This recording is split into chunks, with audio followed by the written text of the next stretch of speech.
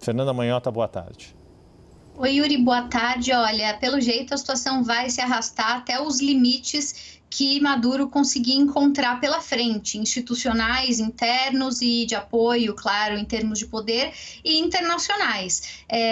A essa altura do campeonato, parece bastante claro que ele não pretende ceder às pressões, então as demandas que foram feitas em termos de divulgação, de dar transparência, como o Américo bem destacou, não devem ser atendidas. Ele já tinha sinalizado isso várias vezes, entende que fazê-lo é uma forma de descredibilizar as instituições da Venezuela, diz que ao fazê-lo estaria cedendo a pressões estrangeiras em relação à sua própria estrutura de organização enquanto país. Então já deu indícios retóricos e agora concretos de que não há disposição de atender aquilo que foi solicitado, sobretudo para garantir algum tipo de auditagem. Como decorrência disso, como consequência, o que a gente deve assistir agora nas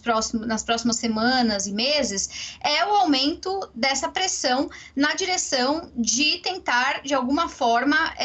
alterar a percepção, né, desses líderes em relação àquilo que eles têm compreendido como a sua própria lógica de custo-benefício. Eu tenho a impressão que o Brasil ainda cultivava algum senso de expectativa, quem sabe, de convencer o governo Maduro, se não a divulgar as atas como se esperava, pelo menos estabelecer um elemento, né, uma ponte de comunicação com a oposição. O governo brasileiro, inclusive, em parceria com a Colômbia e até pouco tempo atrás com o México, chegou a cogitar, né, e levar em consideração, a título de brainstorming, inclusive, diversas alternativas. Chegou-se a falar em nova eleição, chegou-se a falar em segundo turno de uma mesma eleição, chegou-se a falar sobre uma modalidade análoga ao que a própria Colômbia passou entre os anos 50, 60 e 70, que seria uma espécie de articulação entre governo e oposição para, quem sabe, criar um governo de transição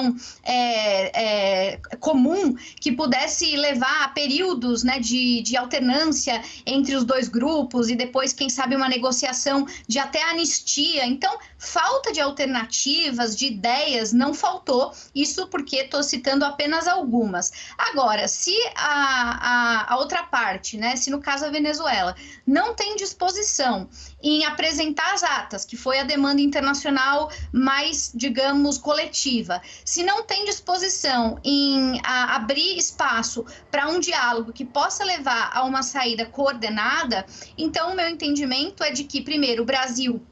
sai bastante enfraquecido enquanto mediador dessa crise,